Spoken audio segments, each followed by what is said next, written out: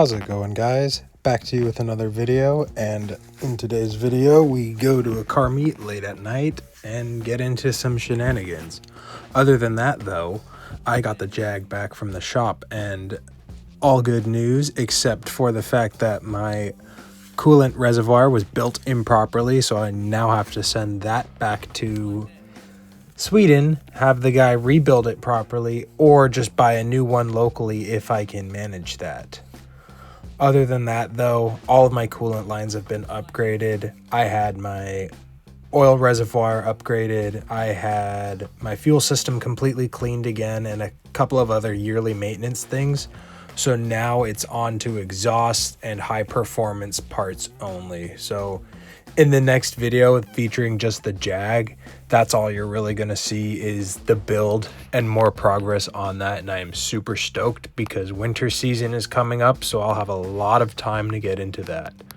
But for now, let's get into the video. So starting tonight off, we saw this beautiful Mark IV Supra.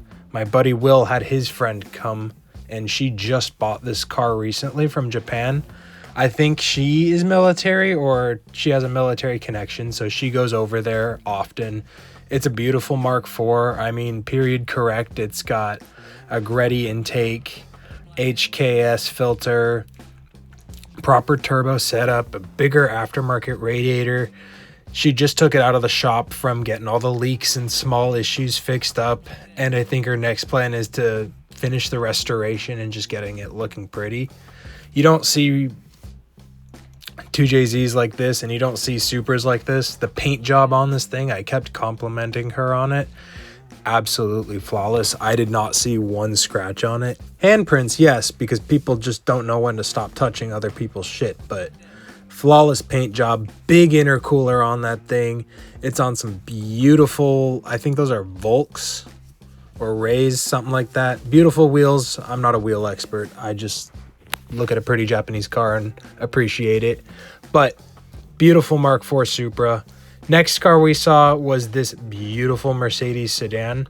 Now that vanity plate, that was a very questionable plate. I don't know how he got that plate. Very cool. But I've seen this guy at a couple of meets. He has the darkest tint on all of his windows, all the way around. I don't know how he gets away with that without cops harassing him, because I have personally been harassed by police when it comes to doing a tint job like that. Now this Celsor, you've seen in plenty of other videos. I've seen it's a great looking car. It's got the show lights, pretty stanced out, but I would say it's not the lowest stance car out there, and I really appreciate that because this guy is driving around still functional, and I'm not hearing him scrape like a junkyard trailer being pulled behind a crappy truck down the road. I like the pinstripe decals that he did on the car. Paint job is flawless. Interior is almost bone stock mint. Not one crack in the dash. Not one scuff. Chrome wheels. Back to that beautiful Mercedes again, of course. I love that thing every time I see it. But I came over here to check out these VQs. Now these guys are a little crazy. This guy especially, he has like probably like $1,000+ seats in what appears to be a bone stock junkyard Z, which is fine. But my main issue with these guys is, why do they have to come to our meets, park up for 5 minutes, talk to nobody, and then rev bomb the entire meet in their bone stock VQs? The reason I know y'all are bone stock is because there's no intercoolers, no heat exchangers, and you guys never pop your hoods. And for the ones that do, it's usually just a painted intake filter. The rest of you guys just slap stickers on your cars, put crazy weird seats in that cost too much, and a dildo shifter and call it good. And then you just go rev bang every meet you attend. It's not how we should do it, guys. Like, quite a few people were ticked off at you, especially this black Nissan Maxima sedan or whatever here. This guy was kind of annoying, and surprisingly the best VQ in that lot. Here's that V8 swap BMW again. Since we last saw the guy, I think he put a new carb on, but this thing chops when it rolls in, and sadly I didn't get any audio of it because there were a few bikes there being rowdy and a couple of other people just rev banging, so there's no point in recording audio of that bullshit. But regardless, that is a clean BMW and I love it. I also saw this Golf over here, this cute little egg. I saw that aftermarket intake on it and decided to come take a peek. Very clean engine bay, honestly, for a Golf. I'm clueless. I don't know much about them, but I would say you're doing a good job, pal. I see the aftermarket spark plugs and the, I think, fuel system on there, intake, a couple other goodies under the hood, and some fresh headlights. This other VW, Passat, I think it looks nice, or Jetta. Great car, great wheels. Those cars look very similar to me, the Passats and the Jettas. I'm not a VW expert, like I said, but I've seen these guys rolling around, and I do love their cars. And there was a hood check over here that I had to come check out. It's a really nice C-Class AMG. Nice supercharger, of course. Kind of twinning like mine, just a little bit different of a setup. All stock, but nothing wrong with that. I know this guy has a nice sounding exhaust. I've seen him around town. Same with his buddy with this Audi here. Both just clean black sedans. It's hard to keep a car looking good when it's black because the scratches show up like nothing. And dirt and dust pop up and they are very noticeable. I would say almost more noticeable than on a white car. But a nice S5 like this, I just appreciate. Personally, I have like a personal like love for them. When I was younger, I really wanted an S5. And speaking of clean cars, this VQ surprisingly had the cleanest fender roll I have ever seen. Like, when they say bacon fender, this guy is not it. This guy's got a clean rolled fender. It's just a shame that the fella, when he left, was rev banging like a motherfucker out the wazoo. I mean, every 5 feet, this guy's going rum, rum. Shit gets annoying and fast. And it was my first time seeing one of these 400Zs or whatever you call them in person up close. And I will say, I like the color, but I have heard that they get boring fast, which is a very big shame because I was hoping for a lot out of this car. And even from owners that I know who have them, they'll tell me that it gets a little bit boring quick unless you're going aftermarket.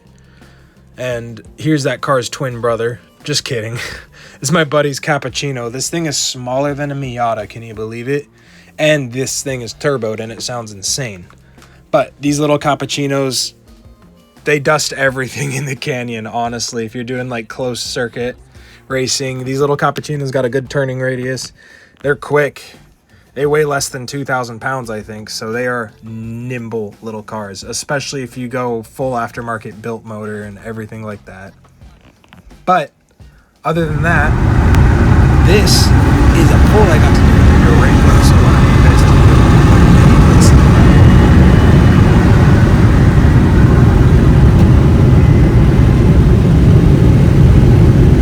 Now I did win, but we didn't properly line up or honk off, so oh well. It was still fun. The guy was a great sport, and I hope to see him again.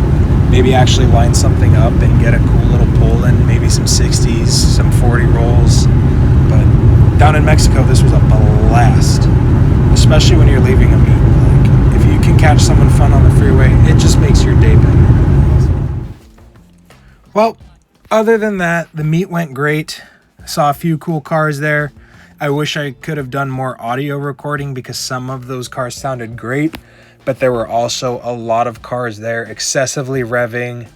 A lot of weird kids, I'd say kids. Yeah, they were like younger than 20 years old, kind of sitting in little pods and cliques. And at least from back in my day, I don't remember people just sitting in a group of 5, not talking to anybody, or at least introducing yourself to the host of the meet, and just kind of sitting off in a corner being degenerate revving your car. So I hope I see less of that and more of these really cool cars.